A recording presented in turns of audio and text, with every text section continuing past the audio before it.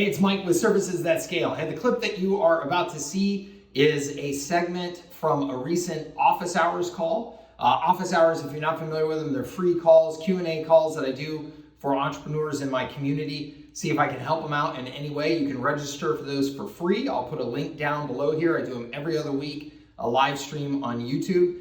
And in this particular conversation, somebody asked a question that I was absolutely thrilled to get, because it's a point that I want to make to as many entrepreneurs as I can about the value of having your own media and operating literally a media business, or at the very least operating as if you are a media business. This is a lesson I learned a handful of years ago from Gary Vee that really impacted me and stuck with me. And you can see here on the screen actually, so I run their San Diego. This is my media business in San Diego. And when I say media business, you know, we've got a website, we've got Instagram, we've got Facebook, excuse me, we've got a newsletter, all that good stuff with, you know, tens of thousands of people here in San Diego tuning into us each week. And this gives us so many advantages to sell, to build relationships. You know, if you are a local business or you are running an agency in particular in a local market, and you want a way to stand out in your marketplace, there is no better thing that I think that you can possibly do than build up your media. In this segment, I explain why. I hope you enjoy it. Please subscribe to the channel here if you do, and I hope to see you on a future office hours.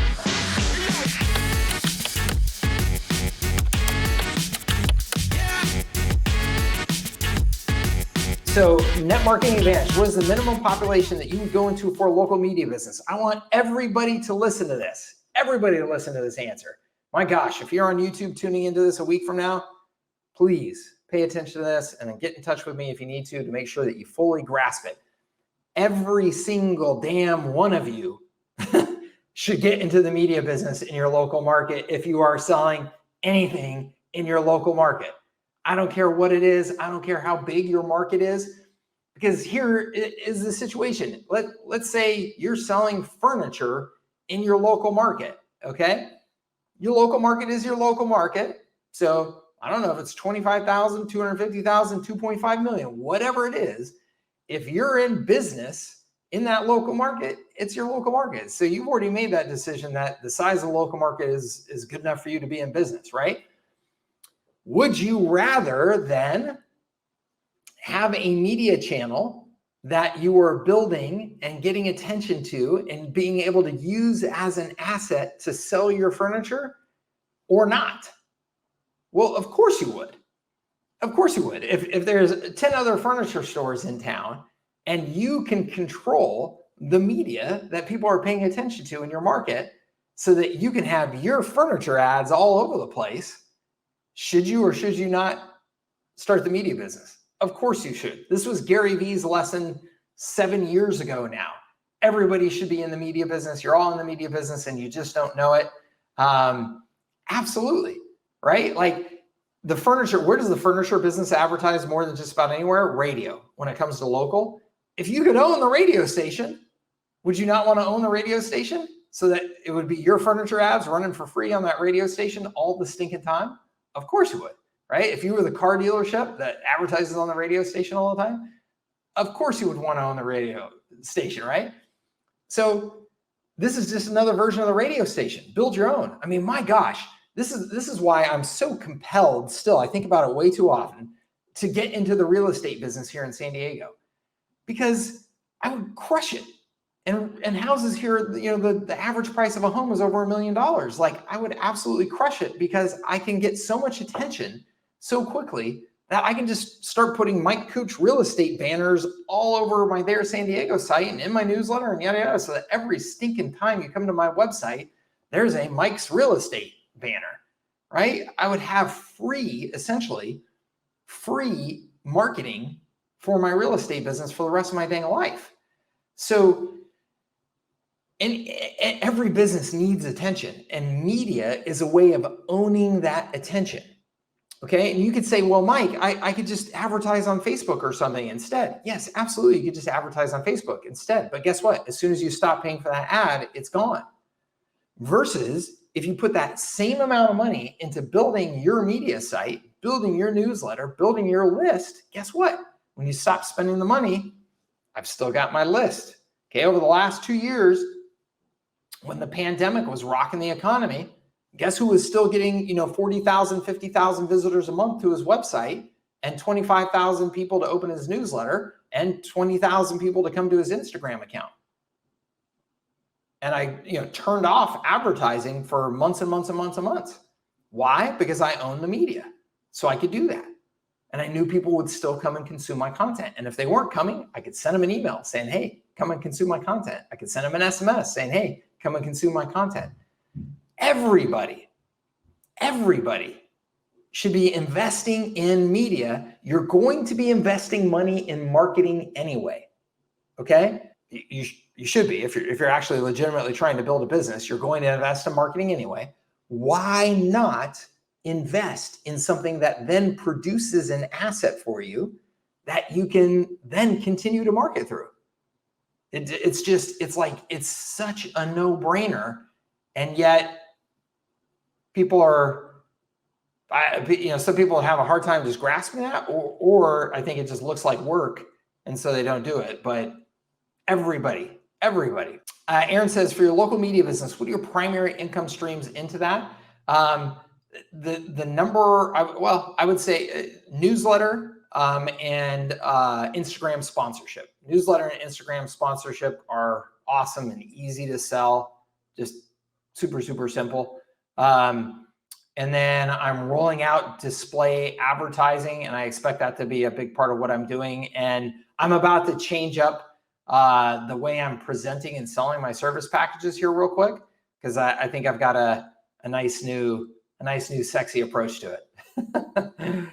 If you use local media business to leverage to sell the SaaS product, do you recommend keeping SaaS focused to one industry niche, i.e. restaurant, or more generic functional niche? There's pros and cons. I mean, the nice thing is, net marketing advantage, it really, I would say it depends on the focus of your media, right? If you're doing a real estate focused media, well, then I would just sell a real estate focused service to agents who are paying attention to my real estate media, right? If you're doing a foodie related thing, I would just focus on marketing for restaurants.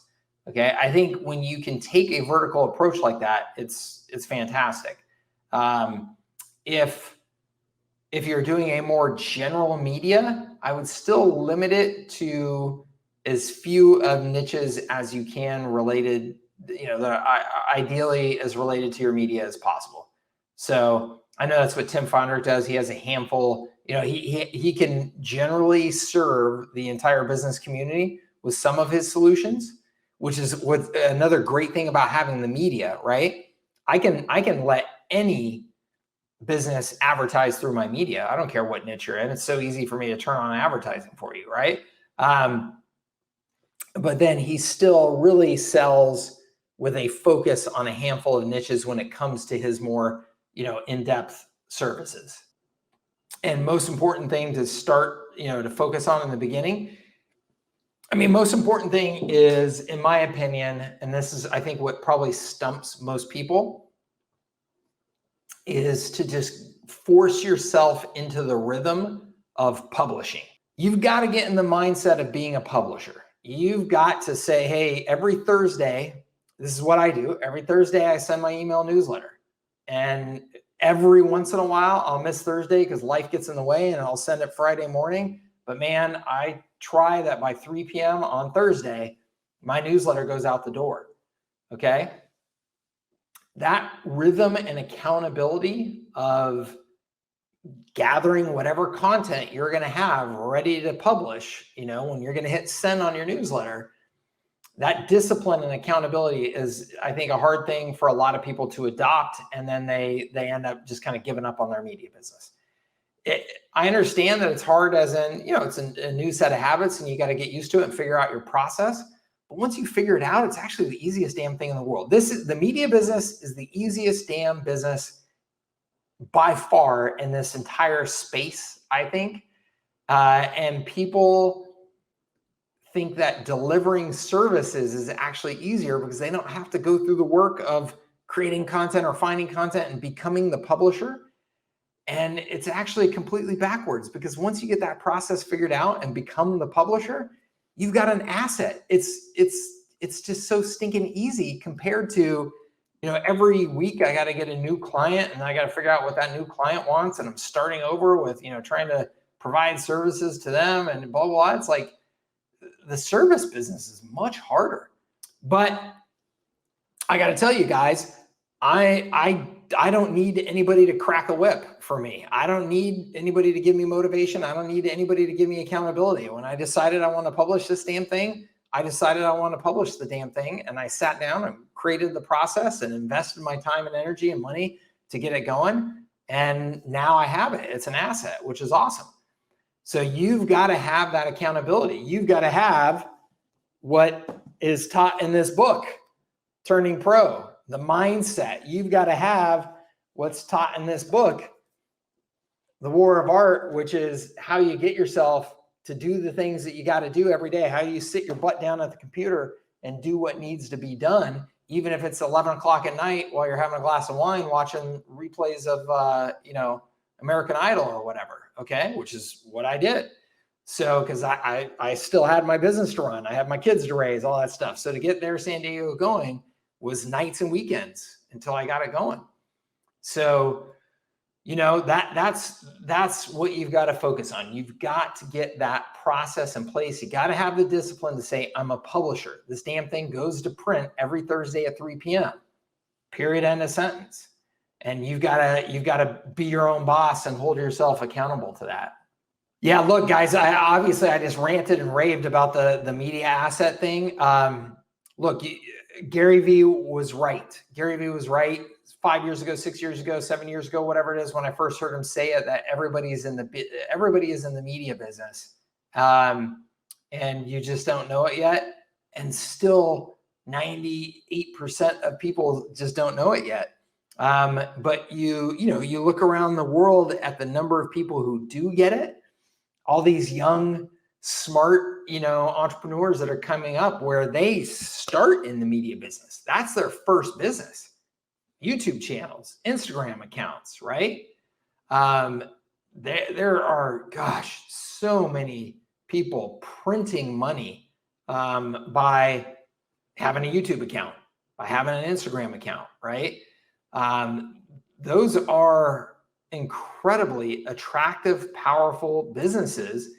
And what finally got through my thick skull, because the first time Gary Vee said that, I kind of, repelled the idea and said, who's this obnoxious New York punk? And what does he know, right? Turns out he's crazy smart. What he understood so well is that everything relies on you having attention first. So I love the media business. It doesn't matter what you're doing. You need to build your top of funnel attention as big and as broad as you can. So whatever it is that you're doing, you guys should be doing the same. I don't care what you're planning on selling.